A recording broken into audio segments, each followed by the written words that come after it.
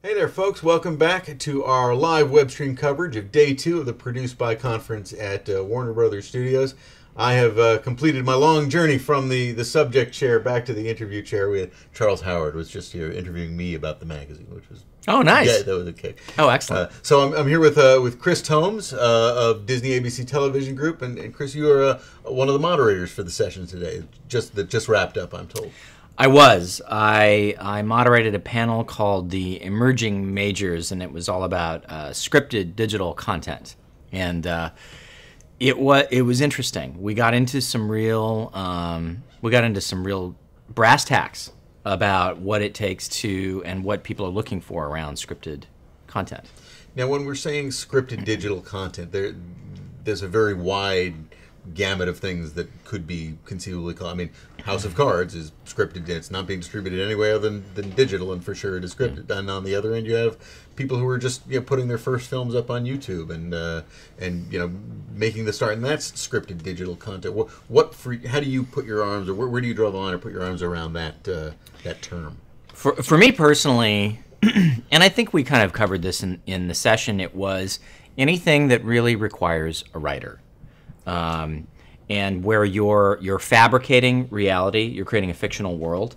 Now, I mean, obviously, in alternative programming, even Dancing with the Stars has a show rundown, and you've got beats to hit. So there is a writer that does ins and outs and all of that. But I think for our purposes, we were talking about scripted drama and scripted comedy, and we talked about the entire range of lengths, which is short form, long form, motion picture. We talked about all of it in the digital space, and we started to get into, the audience was full of people who want to pitch stuff. Right.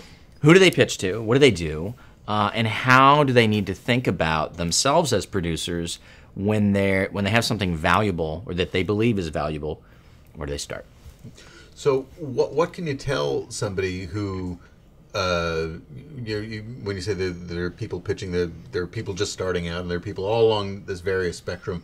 Is there a common kind of advice or a common perspective you can give them that's going to be valid for all of them, or is the short form producer's track ultimately distinct from a long form or series producer track?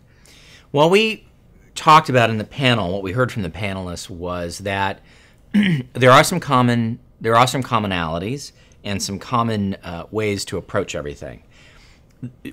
Really, short versus long form, less important, especially as people are, and they did talk about this, which was that as you package a story, can the story be told in 5 minutes? Can it be told in 11s, 22s? Can it be told in an hour?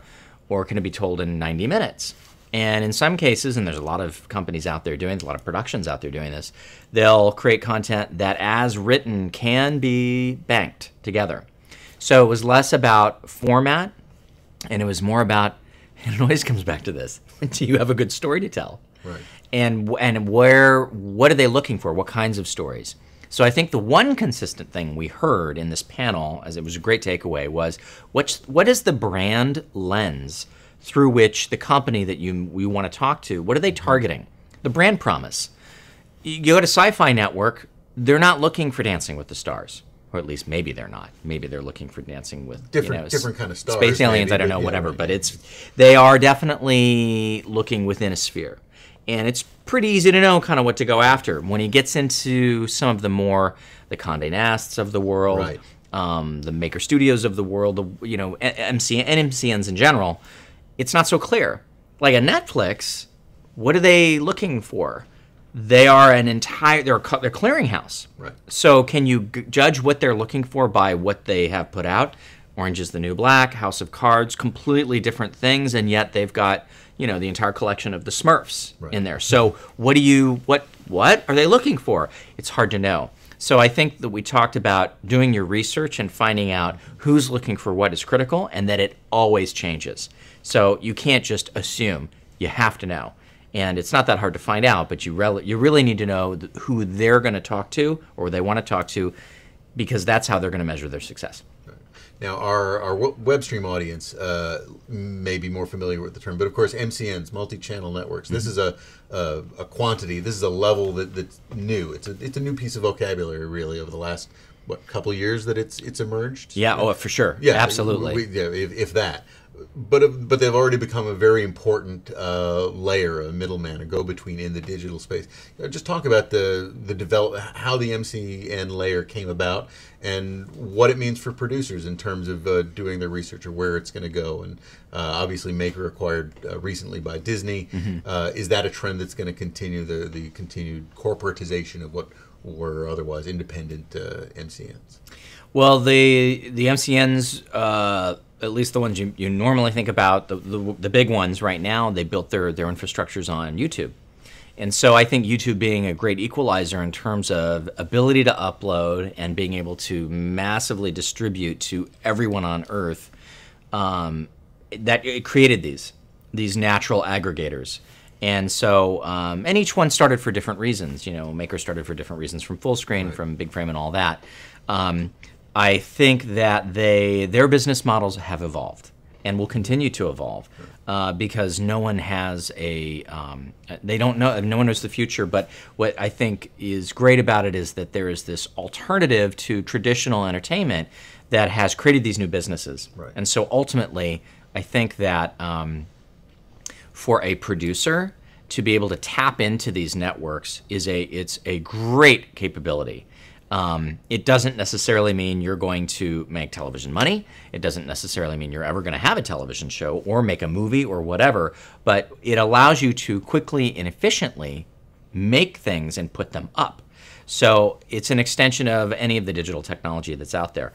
The trend with people buying them up or companies buying these up, I think the more that any aggregator creates value, right, the more there will be a desire to either clear them off the market or to consume them because they bring tremendous value. And so I see that trend absolutely continuing, and I think MCNs will evolve beyond even what they are now, and they won't even be considered kind of the aggregators in their current form. They will continue to rapidly evolve with new platforms. Right. When you say that as I said, it's no guarantee that it's going to be a movie. There's no guarantee it's going to be a series or give you, guild standard for that. That's something is a concern I think we heard among our panelists for the VOD panel earlier this morning. Is the numbers aren't especially transparent, but can you make a living as a digital producer in this space? I mean, this is we're getting conflicting reports on to what degree. Now, not that you need television money to make a living. There's a gap between. But can you pay your rent? Right, exactly. Yeah, I think you can. I think that you certainly can if you think more than just about the content. And this is, I think, consistent for any producer. I've heard this in every panel that's touched on this, is producers can no longer afford to just think about their story. They have to be business savvy. They have to understand key performance indicators, measuring success on, how many streams did complete on YouTube, how to read Google Analytics, all those kinds of things. You need to understand if it's ad supported to a certain degree, or if you're aspirational to get something on a network that's ad supported. What are the categories? What does automotive look like? What are the upfronts? What are the new fronts? So I think producers have to know a lot more than just good storytelling, which is it's a heavy requirement. So if you look at the tremendous amount of work that producers have to do, and then you map that against the dollars that you can get by doing digital content, it's really not. I mean, you're sweating it out. You really are. Right. So I think there are those who are really expert at optimizing their content and getting a lot of views, and so they'll make more money. But they're not just making great content. They're running a business, and they're actually thinking about how to socially activate a subscriber base to grow. They're thinking like entrepreneurs. They're thinking about how to get scale. So any producer that can think scale in their mind has a better shot at making more money. All right, well, man, that's a great thought and a great way to frame a question I think bedevils a lot of people who are at that key stage of they've made some small pieces for YouTube and what now? How do they turn that into an actionable career move? Yeah. And what you've said is just a great way to think about it, and a great way to sort of expand or widen your frame of reference, widen your focus for your content. Absolutely. Right. Yeah. Well, Chris, thank you so much for joining us. Thanks for doing the panel, and always a pleasure to have you. Hey, We'll see you soon, man. Absolutely. All Thank you, right. guys. I appreciate it. Okay.